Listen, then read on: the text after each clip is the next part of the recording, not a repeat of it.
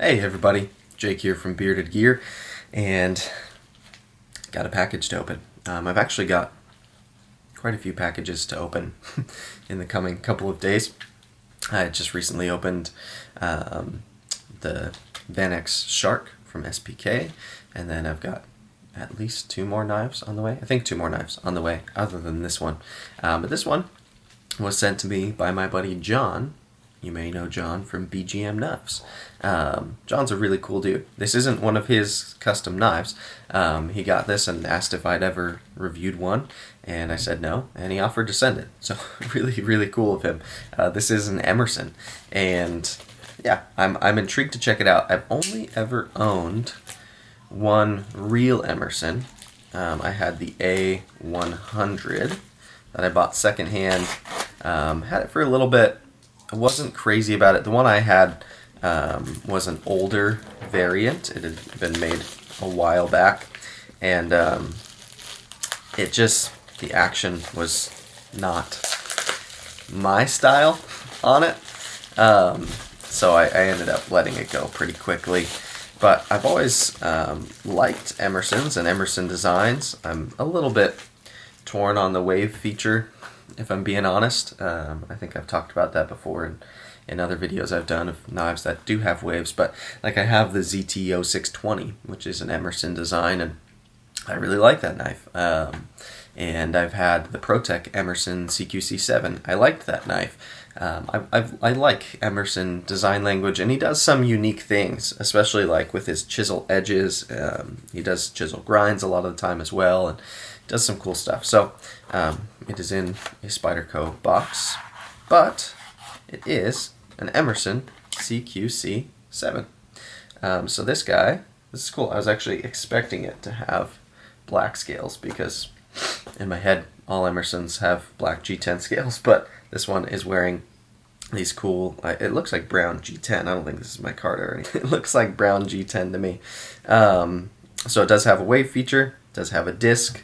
This is very typical Emerson. This one is V-ground, however. It's not a chisel grind or anything funky like that, but it does have the chisel edge. So we'll probably end up talking a little bit about that. But this is pretty exciting for me because it'll be fun to give a proper Emerson a try. And this is about as proper as an Emerson gets. This is one of their core models, I would say. It's got the wave feature, it has the disc, it has a chisel edge, it has pretty much all the things that an Emerson arguably should have.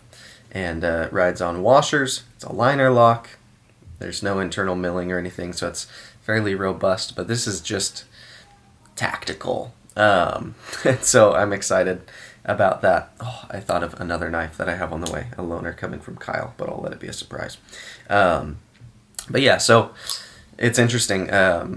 Two of the other knives that I have on the way are also both pretty tactical in design and philosophy of use. And so I'm going a little bit mall ninja the next week or two as I try out all these knives. One of them I bought, this one, and another one are loaners. But yeah, this is going to be fun. There's a couple things that I'm not necessarily sold on with Emerson's. Based on my experiences and the things that I've heard. Number one is the action. This one, using the thumb disc the way that I should be deploying it, kind of pushing forward, I actually have to use like a little bit of wrist. It's just a very stiff action. I mean, it is not smooth. And maybe with some KPL or something, it could be a little smoother. Maybe it'll break in a little bit more. I think John did just get this. But yeah, the action has never been one of my total favorite things. And then sometimes they can feel a little bit clunky ergo-wise. And based on just getting this out of the box, it does feel a little bit clunky ergo-wise. Having had the ProTech version of this knife, the ProTech felt way better in hand. I can already say that. But this probably has some advantages over the ProTech, so we're going to dig into it. I'm going to spend about a week with it and carry it, and as long as it's okay with John, I'll use it at least a little bit and just kind of figure it out. But one thing I do really like is the chiseled edge. So you'll see on the blade we have, come on, oh my goodness, why? There we go.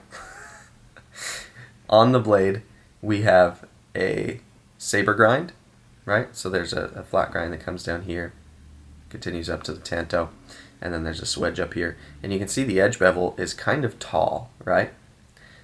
But if you look on the opposite side, we have the bevels, the grind, the same, but there's no edge bevel back here. So what that means is they've ground the edge instead of a V like grind and then having a V edge. So like angle this way and then tighter angle. Instead they've got that V grind and then they just grind the edge on one side. So if you put a 20-degree edge on one side of the knife and make that your edge like this, a chisel grind, then you have a 20-degree edge. If you have a 15-degree per side V-shaped edge, I'm probably using all the wrong terminology here, but if you have 15 degrees per side on both sides, then you have 30 degrees inclusive. Having it 20 degrees, I don't know what this actually is, on one side means it's 20 inclusive because there's no grind on the no edge bevel on the other side. So it actually, from what I understand, can lend it to be a little better at cutting oftentimes because you just get a better edge angle, kind of. So we're going to find out whether that's true as well. It'll be very subjective and non-scientific here, and I'm sure there are people who are definitely more could definitely more easily be considered experts on the subject than I could, but that's that. This is just an unboxing. There's going to be a first impressions, so I shouldn't get too far out in the weeds here. But thank you to John for sending this over for me to check out. I'm intrigued to see how I end up feeling about this one. It's one that I really don't know, because part of me has always liked Emerson's. Just kind of dig them.